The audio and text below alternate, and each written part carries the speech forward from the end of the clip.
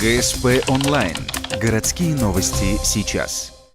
Среда, 14:20. Пожарная часть номер 21. На площадке рядом со зданием группы бойцов в защитной одежде. Стартуют соревнования среди отделений добровольной пожарной охраны. Участвуют 3 городских команды, в каждой по 6 человек. Основной состав – студенты, возраст которых не превышает 25 лет. Пришел с армии, захотелось что-нибудь связанное с армией, как-нибудь так, чтобы звание было и так далее. И решил попасть в МЧС. То есть сначала хотел устроиться сюда в пожарную охрану, но увидел то, что набирается группа в горничном техникуме. Решил попасть туда. Участников разбивают на 2 тройки.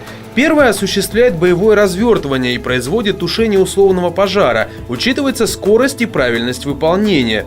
Вторая должна освободить из поврежденного автомобиля пострадавшего. Тут же на месте первая медицинская помощь, а затем транспортировка на носилках.